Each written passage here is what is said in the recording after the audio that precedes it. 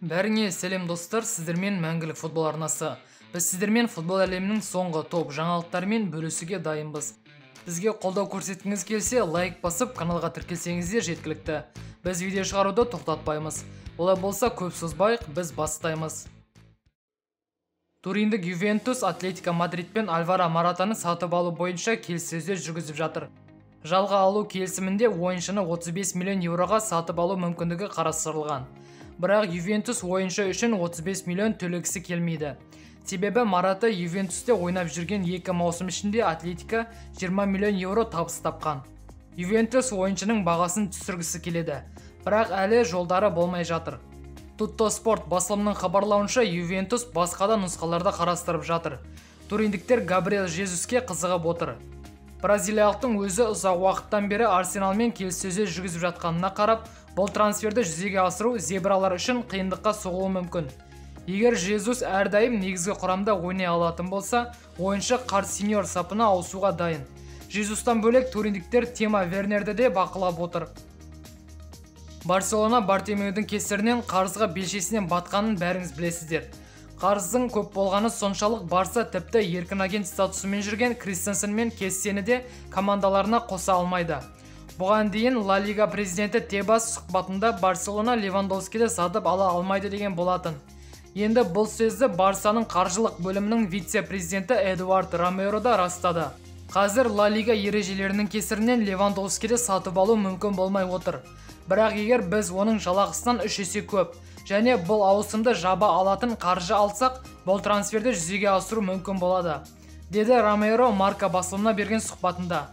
Бұл тұғырықтан шығу үшін Барсаға өте көп ақша құюға дайын демеуші табу, немесе ойыншыларының көбісімен қоштасуы керек. Беделді Deloitte аудиторлық компаниясының есебінше Барсаның қарызы 1 миллиард 300 миллион еуроны құрайды. Барселона тіпті қазір өз ойыншыларының жалақысының тек жартысын төлеп отыр. Журналист Жерар Ромероның айтуынша Барса бір Пикенің өзіне 50 миллион еуро қарыз. Бірақ Пикенің өзі бар жағдайда түсініп отыр және жалақыны 2 есеге қысқартуға алғашқы болып келіскендердің бірі. Лапорте қанша тырысса да бұл қарыздарды жақын арада жауап бітіру Барселонаның қолынан келмейді.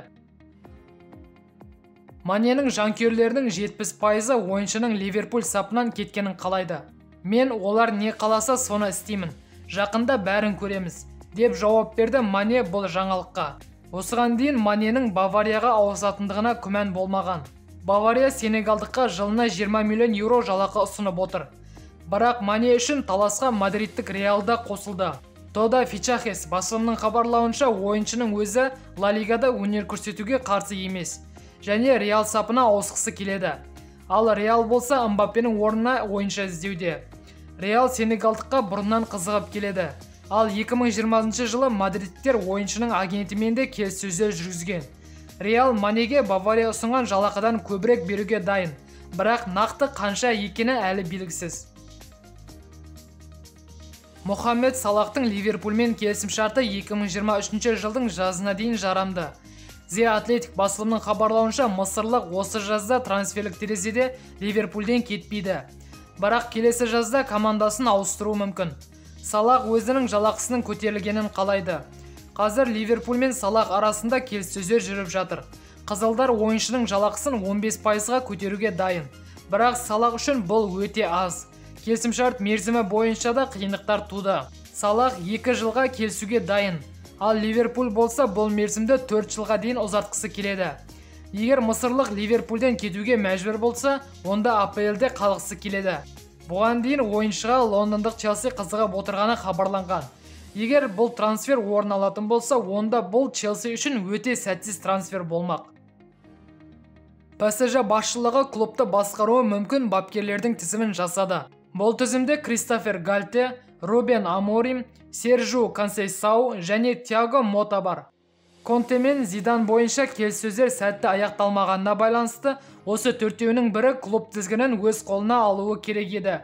Бірақ ПСЖ-ның жаңа спорт директоры Луиш Кампуш париждіктердің бас бапкері етіп Жозе Мауриноны тағайындағысы келеді.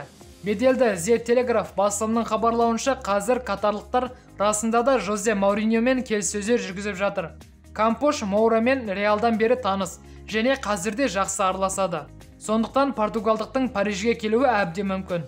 Бұған дейін бапкердің өзі Ромада қалғысы келетіндігін айтқан болатын. Бірақ ПСЖ ұсынатын жалақы бәрін өзгертуі мүмкін. Достар, бүгінгі жаңалықтар осымен тәмам. Видео ұнаса лайк басып, жаңалықтар жайлы өз ойларыңызды комментте қалдыруды ұмытпайық. Және арнаға тіркеліп жатқандарыңыз үшін көп рахмет. Ал біз қоштаспаймыз, келесі видеода кездескенше аман сау болыңыздар.